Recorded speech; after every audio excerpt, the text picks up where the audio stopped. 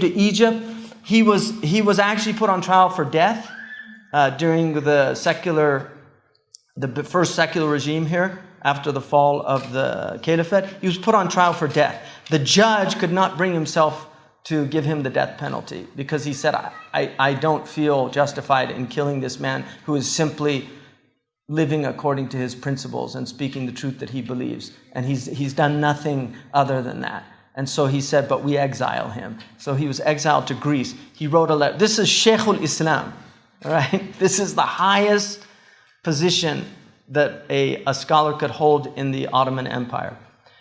He goes to Greece, he writes a letter, and in that letter, he just says, I am Mustafa Sabri, Sheikhul Islam, and I'm asking any Muslim country to take me as a refugee or as a guest, because I have no country. Now I'm in Greece and I don't want to die in a non-Muslim land.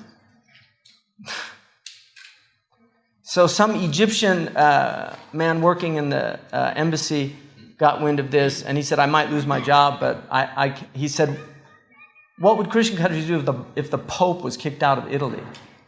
You know, they wouldn't take him in. Like, this is a disgrace for us that this man has no country. So he was taken to Egypt and he began to teach there. But what he said is he was distraught by seeing in Egypt the very things that he had witnessed in Turkey. He thought Egypt, he said, he thought the lands of the Arabs would be different, but he said he found in some ways it was worse. And he actually says that they forget that this Turkish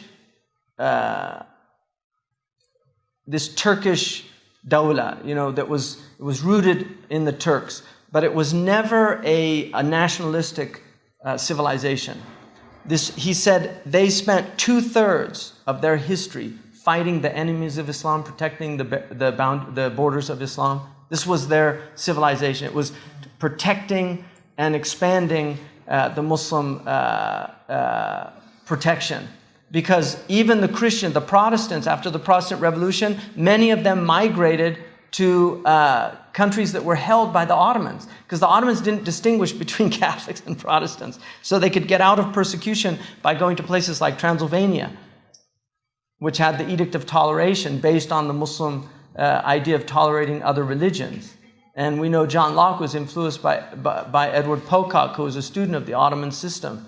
And his letter on toleration was inspired by the Muslim toleration of this millet system.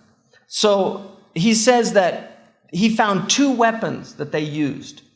The first weapon was materialism, to make people think that religion was superstition and a foolish thing to believe.